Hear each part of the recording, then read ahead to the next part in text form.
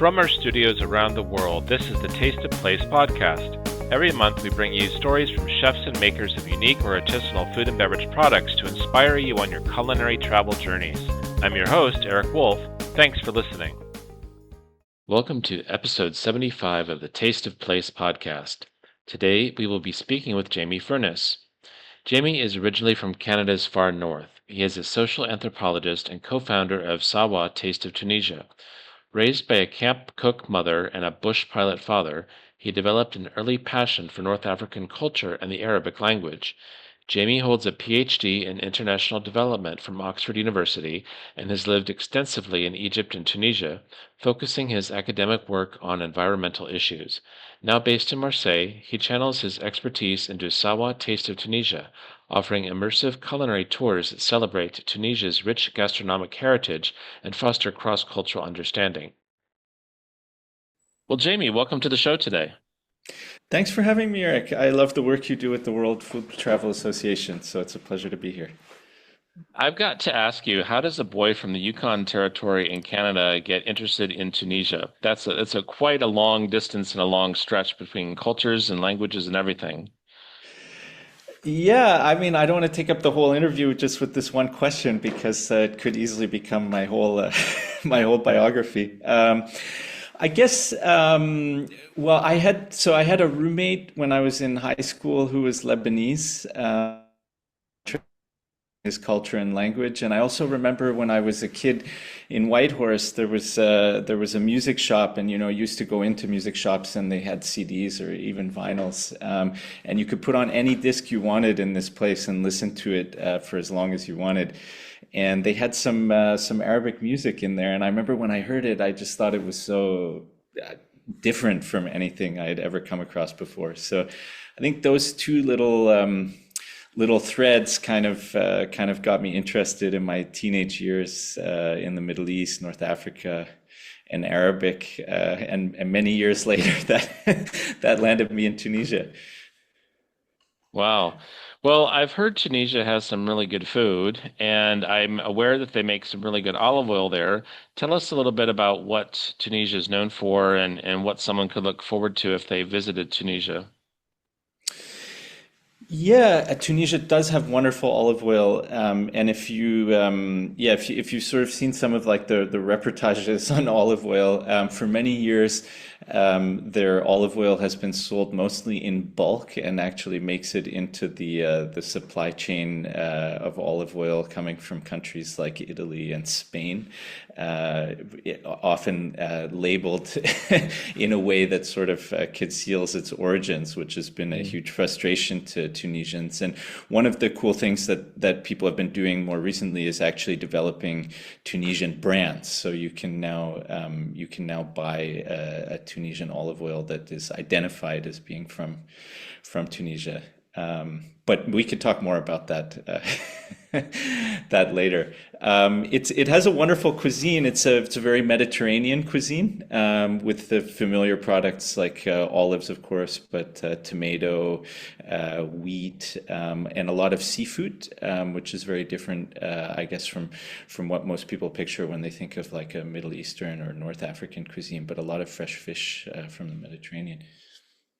Tell us a little bit about your company because I think that you have some additional challenges, don't you, trying to market tours to Tunisia, food tours to Tunisia, but also kind of selling people on what Tunisian food is, because I don't think a lot of people know what Tunisian food is.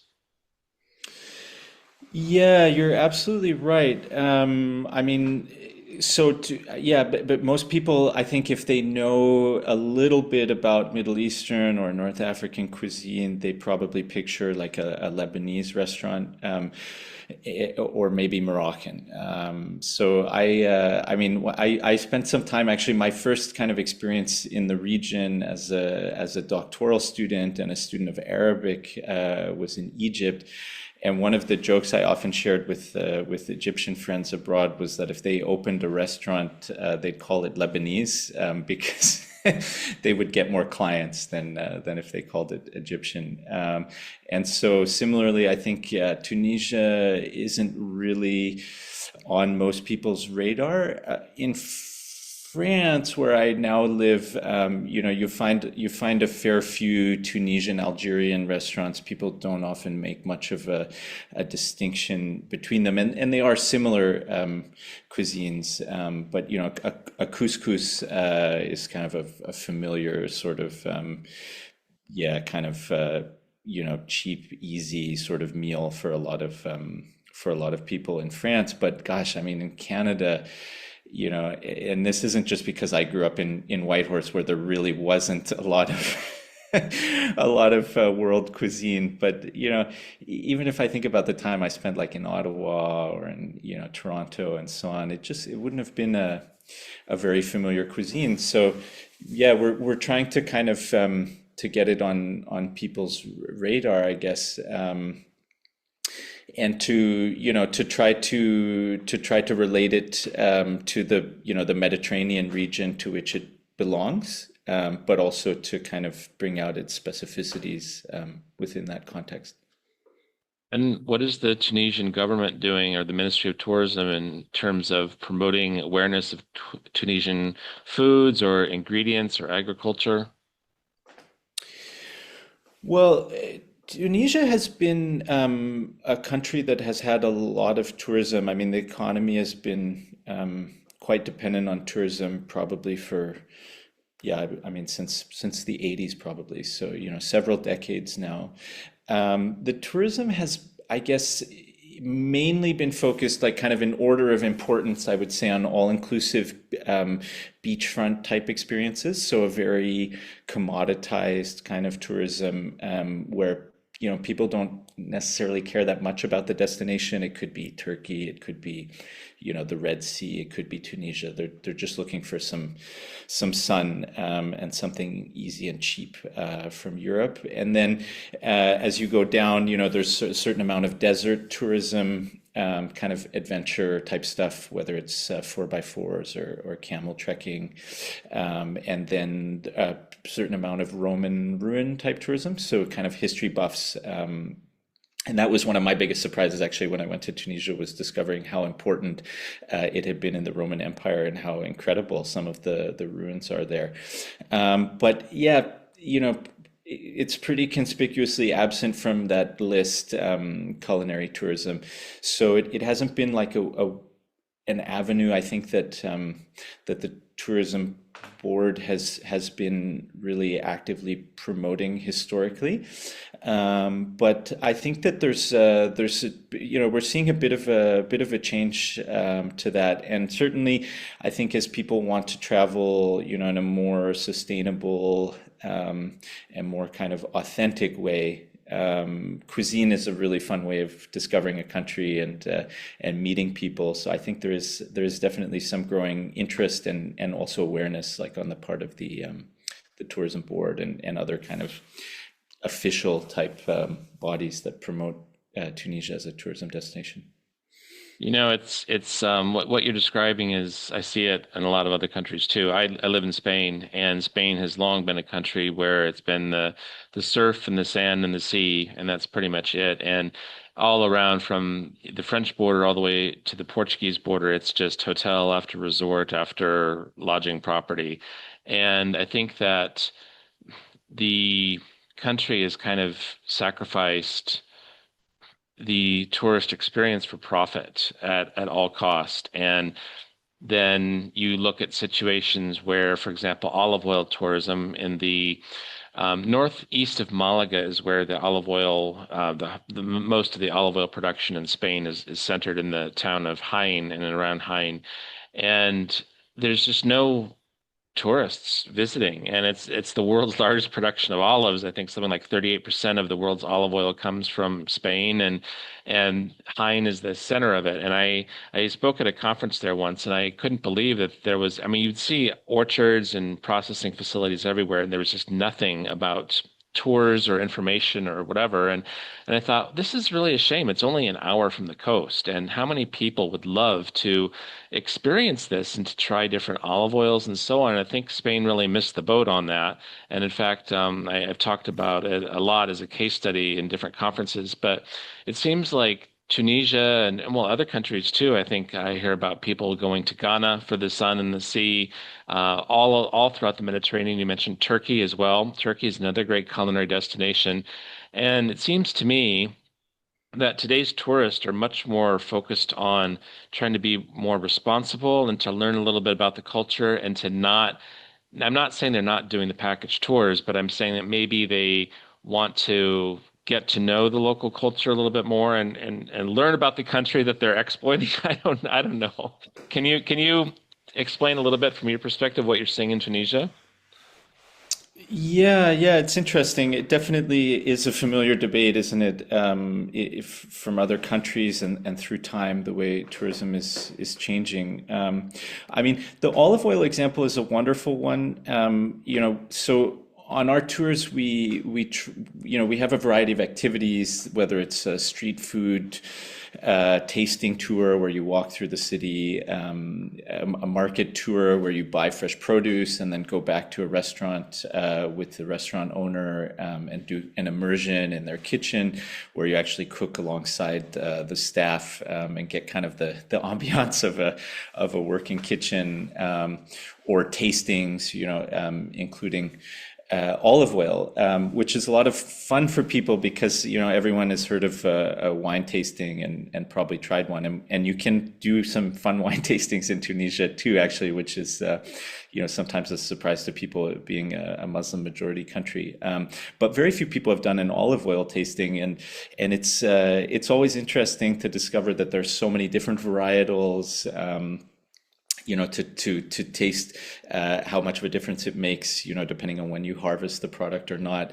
And a lot of olive oil producers, but you could make the same point about producers of other typical Tunisian products like distilled floral waters, which are used in a lot of desserts, but also in some savory dishes and for rituals, like jasmine, bitter orange, geranium, or harissa, which is the red pepper paste that's so kind of emblematic, I guess, of the country, and pretty popular actually abroad. Many people eat and enjoy harissa. So all of these products, people for a long time have been trying to make their living selling the actual product. But very little in the way of experiences around it. And so I think that there's increasing awareness, but we're also trying to encourage that. So a lot of the experiences that we have are with people who we know have an amazing product, and a really deep understanding of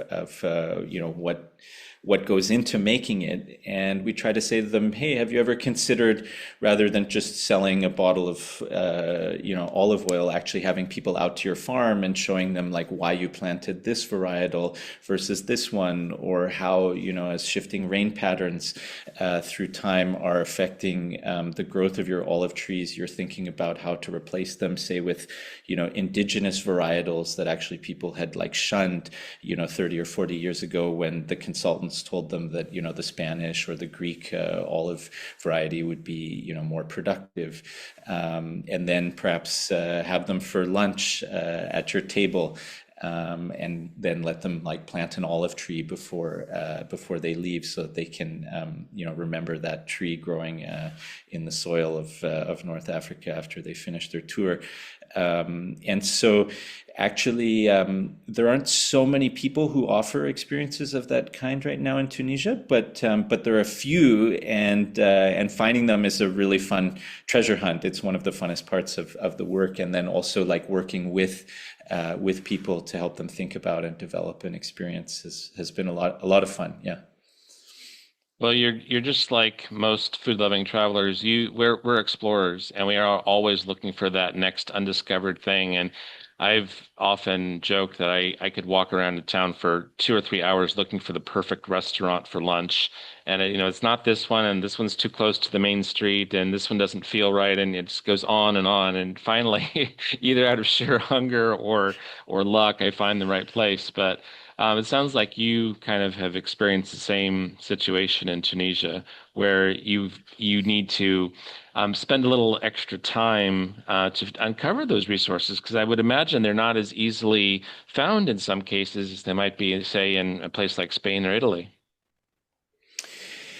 Yeah, it's kind of funny. I don't know. Listening to you describe the way you travel, perhaps we're similar in a sense that I don't take a lot of organized tours. I tend to kind of want to DIY things, which is kind of a paradox for someone who now offers like an all-inclusive organized tour. But actually, as I've seen, like how much effort we put into trying to find, the perfect place, and also, how many mistakes you make along the way, I've actually kind of acquired a new appreciation and possibly even interest as a customer for tours of the kind that we put together. I mean, Google, and travel guides exist for Tunisia as they do elsewhere. But it's true that whether it's the language barrier or just kind of the lack of awareness that people have, like in terms of kind of how to promote themselves, I guess if I could put it that way, that a lot of the best experiences aren't just out there, easy to find, kind of in a catalog.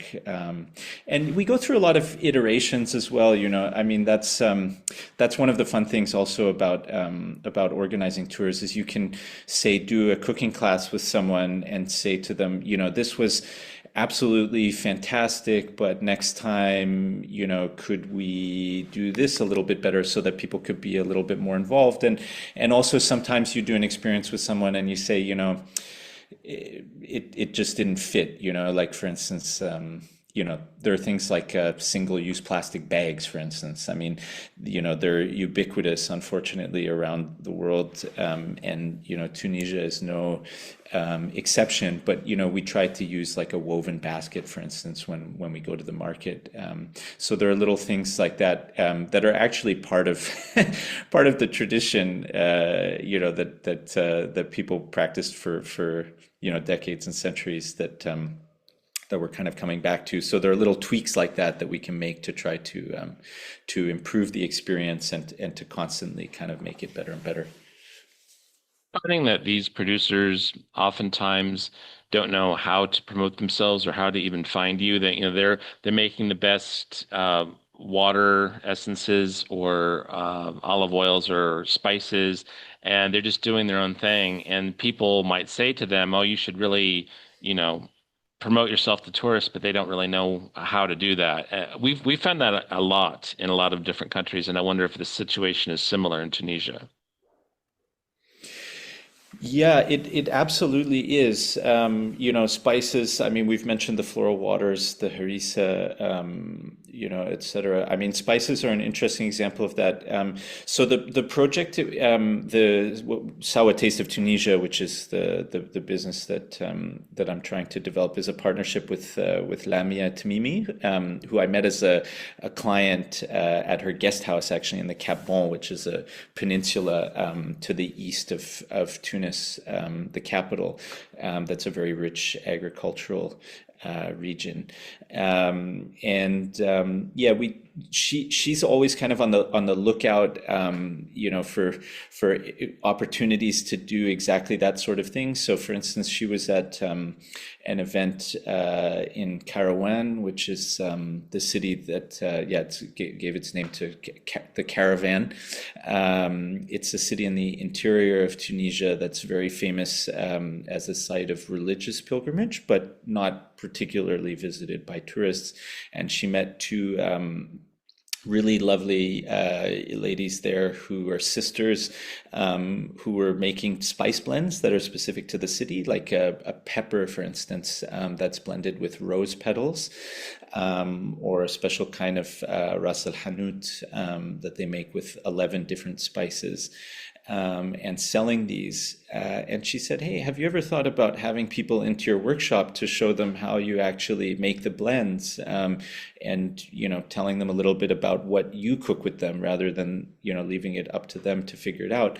And that was something they had never done before. And just in February, we do like a product development trip once or twice a year. So we get some friends and family who are willing to have some experiences that don't go exactly according to plan, but to be part of kind of this fun process of searching for things. And we did a first test with them where they actually had us in, and got us involved in blending the spices together. It went really wonderfully. And so now, they're one of the small artisans that we can take clients to visit, if their itinerary allows for it, and do like a morning workshop where we blend some spices, and then we prepare like a simple meal, using the spices, and then everyone takes home a jar with them. So, I mean, that's so much more enriching, isn't it? And fun than just buying a jar of spice in the shop and taking it home with you. You actually know who made it, how they use it, where it comes from. And it makes for a great story to tell if you have some, people over for dinner when you get back from your holiday or what have you. Absolutely. The stories, the faces behind the places. It's so different from tours that I went on as a child, where you'd sit in a bus and look at things, right? Here's a farm where they grow rose petals. Okay, you wouldn't actually stop at the farm, or you'd look at the people and you'd oh, okay, and you'd go on to the next stop. And what kind of tourism is that? That's ridiculous. And thankfully, things have changed a lot, and people are much more engaged, I think, with the producers, and thinking about things like economic sustainability to make sure that they're earning fair wages. And of course, how do you have that conversation coming from another country where you seem like you're telling them what to do? And well, these people don't make enough money, and maybe the farmer, the head of the farm, doesn't want to hear this. I don't know. It's a delicate situation, but I think that the message gets sent regardless, and people start to realize that this is a valuable part of the economy and also a valuable part of tourism. You're absolutely right. I prior to starting this venture, which is kind of still a new project that we we'll see where it goes. And to circle back to your initial question about how I got to Tunisia, I was an academic researcher, and so I worked at a research center in Tunisia for 5 years, mainly researching environmental protection from a social and cultural standpoint as an anthropologist. So I worked a lot on, for instance, waste management and recycling, but from the perspective of, people's practices, and how to kind of, change their awareness or their behaviors around waste. And so I think I still really have that sort of anthropologist kind of interest in sort of just getting behind the facade, like actually meeting people, and like you, I mean, there's nothing I hate more than than getting barged on and off a bus for 15 minutes here to take a photo. I mean, if I wake up in the middle of the night from a nightmare, that's probably what I was dreaming of. Yeah, those are, thank goodness those days are starting to go by the wayside. So now I have to ask you, because you are living in France now, and we talked a little bit before the show about how what the perception of Tunisian food is in France, which was a bit surprising to me. So could you maybe share with our listeners what you were explaining before, and the challenge, I guess we should say, that Tunisian food has in France, and what is there a solution? Yeah, thank you. I mean, it's always hard to generalize, but I'll take a bit of a risk here. When we started building, so obviously, Tunisia is a former French colony, and the French language. Institutional culture, et cetera, have been very influential, I guess, in shaping the country historically and up to the present day. And French is very widespread, at least among educated classes and in urban areas. So when we started out, like Lamy and I was lucky enough to grow up in Canada and be able to go to a French immersion school. So these are schools where the medium of instruction is French, but they're for Anglophone children to help them to learn the language and promote bilingualism. So I speak quite good French, and so Lamy and I thought, that our natural kind of audience would be France, and to our surprise, that hasn't quite panned out so far. And so we're kind of, we've had much more enthusiasm from North American, a certain amount of like British and German clients, or Australians, and actually one of the really fun things is also getting travelers like from quote unquote the global south, so people like from South Africa or India or Brazil, for instance, and seeing how enthusiastic they are. But France, so far, we haven't had so many clients. And I guess, one of my hypotheses, which is the one I was sharing earlier, is that there's a greater familiarity with Tunisian cuisine here, but kind of, as I was saying, in the way like maybe Mexican cuisine is familiar in North America. So, I mean, Mexico is like a culinarily and culturally, extremely diverse and fascinating country. But that, I think, kind of gets lost in kind of, the cheap sort of, burrito when you don't feel like, cooking on on a Friday evening sort of thing. So there's couscous is easy to come across here, but it's not really something that people think of, that they associate with much kind of sophistication or have a huge interest in kind of exploring. And then the other thing I think maybe has to do with it is that you can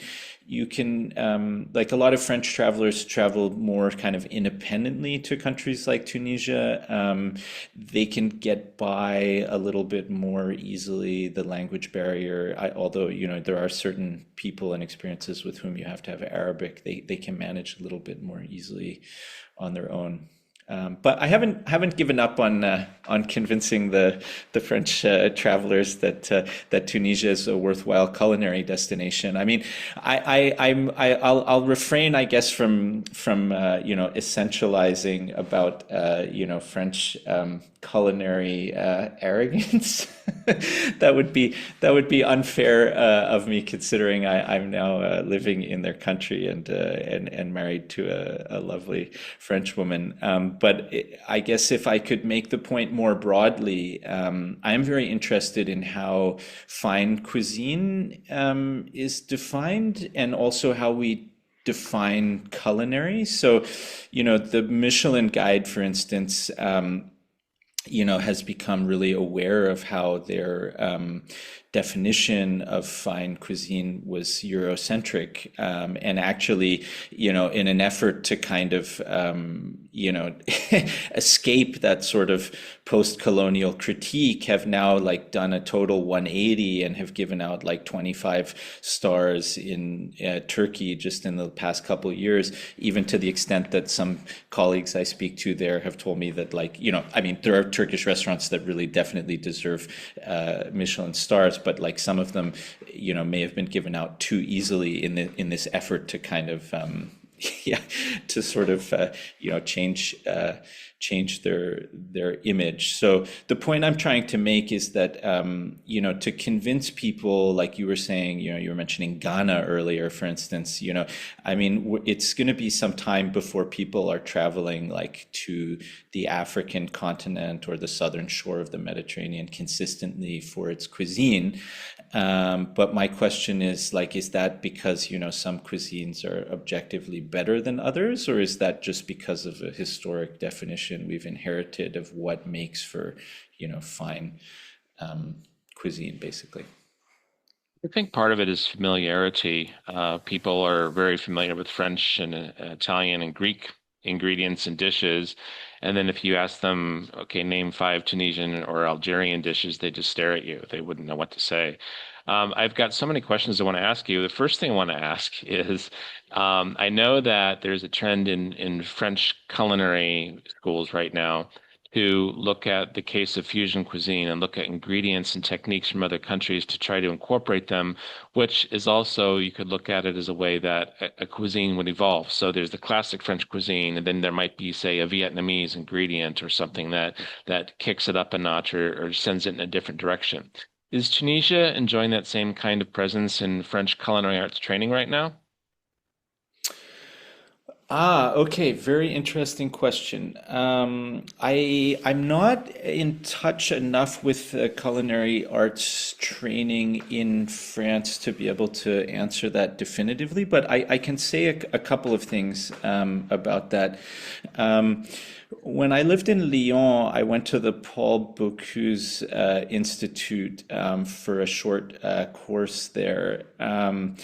And it was a very interesting experience because, Paul Bocuse is kind of this institution of French cuisine, but he's also actually criticized for being the opposite of what you're describing, like a very kind of to put it in negative terms, like sort of a stuffy kind of old-fashioned and very Lyonnais kind of cuisine, like a lot of butter and cream and like very heavy.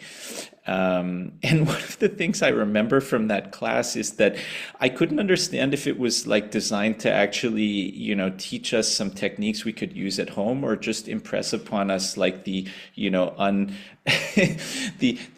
the superiority and sophistication of of the techniques, because very much unlike culinary classes I've taken, like of course in Tunisia, but in also in Sicily and in Crete and so on, where like you actually can come away from it with a couple recipes that you could do on your own. I just came away from it thinking, wow, like these sauces really are sophisticated, and I better just leave it to the to the experts to do them.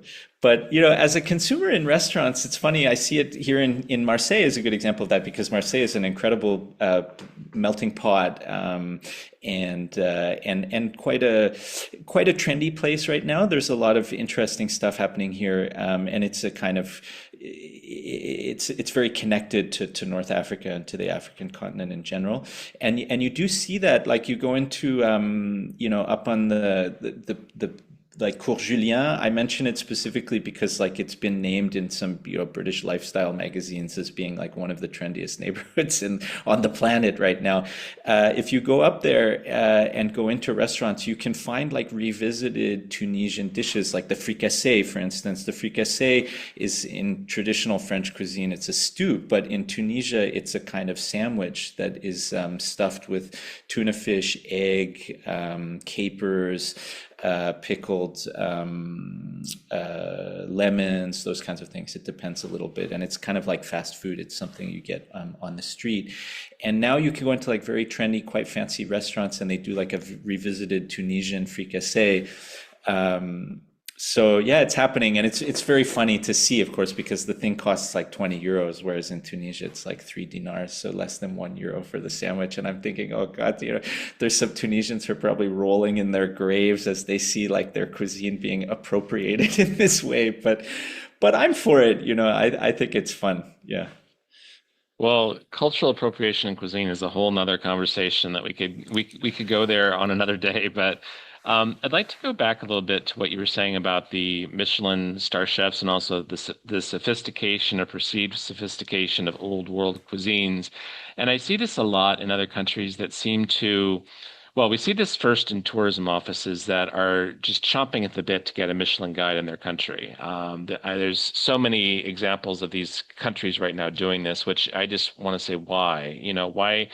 Um, why do you feel the need to do this? Because your cuisine is not known as a gourmet cuisine. You have wonderful examples through the different islands or hills or mountains in your country, wonderful examples of cuisine, different kinds of cuisine, different peoples as well. And I think they should be celebrated, and their recipes and their ingredients should be celebrated. And why do you want to put a Michelin label on this? Because it seems very inauthentic to me. It seems like the wrong approach to take. And then I was talking to another chef in a different country just about a month ago, and he was saying that from his perspective, Michelin is giving out stars like prizes in kids' cereal boxes. He says it almost means nothing anymore, that everyone can get a Michelin star. And you were talking about the example in Turkey. And I was also speaking with a chef in Turkey a few months ago, and he kind of echoed that a little bit. He's saying that, you really can't rely on it anymore because, like you said, some people really deserve it and other people maybe not so much. Their food might still be good, but it's not of the level that Michelin typically requires. So we know from research that our association has done that been consistently a minority of people's interest in gourmet. But people are looking more for authentic kinds of dishes. That's always consistently in the first or second place in terms of what people are looking for. Gourmet is always at the bottom. And it doesn't mean that people don't want gourmet, but people don't consume gourmet dining like they do other kinds of foods. You might go to a fine dining restaurant once during your trip, or you might save up to go to a Michelin star restaurant that costs, 450 euros for one person. People don't eat like that every night. And I would even wager a guess that even if people could afford that, they still don't eat that way every night because it gets tiring, it gets boring. Do you really want to sit in a stuffy environment every single meal of your life? And I don't know. I mean, I do think there's a place for Michelin, and there's certainly the people that strive to provide that level of culinary excellence. But I think that there's something even stronger to be said for the traditional, authentic, and indigenous ways of cooking. And the story is also from the people that share their cuisines with visitors. I couldn't agree more. I mean, you've really hit the nail on the head. There's fine dining is only one small aspect of culinary writ large, and when we do tours in Tunisia, we really try to have like an inclusive, broad, and kind of unpretentious definition of what deserves to be in a culinary tour, including like the producers of the actual products, including street food, like what do people actually eat on a daily basis, when they're in a hurry, on their way to work, on a quick lunch break, when budget is a consideration, when they don't want to be like judged for their appearance, or have to get all dressed up. So yeah, a night out at a fine restaurant, of which there are, a fair few very good ones in Tunis, is always a fun part of a tour, but it's only a very small part of what we offer, and I really stand by that. I mean, I enjoy a fancy restaurant from time to time as much as anyone else does, but it's very elitist, both from kind of the, well, just financially to start off with, but also from kind of the habitus, the way you have to behave, notion of what cuisine is, that just doesn't really correspond to everyone's tastes. And we want people to be able to like, I mean, if you're a food lover, chances are you also want to be able to make some of these dishes at home, or, cook a little bit in your daily life. I mean, I'm picking on Paul Bocuse here, but like when they said, oh, we started doing the, brown reduction with like the roasted bones for this sauce 3 days ago, you just think, well, okay, I mean, I'm not going to be making this at home, whereas, if you give someone a simple 4 or 5 ingredient recipe, that they can make when they go home for their friends, or for their family for dinner, that's a lot of fun. Yeah. Well, don't forget to use those bones for your bone broth, or everyone else would call it stock. Yes. Yeah. Yeah, Yeah. Yeah. it's Yeah. it's interesting. No, I was thinking of something you were asking about the influences on French cuisine of the world cuisines, and I was just thinking about how that fits into what you see in Tunisia.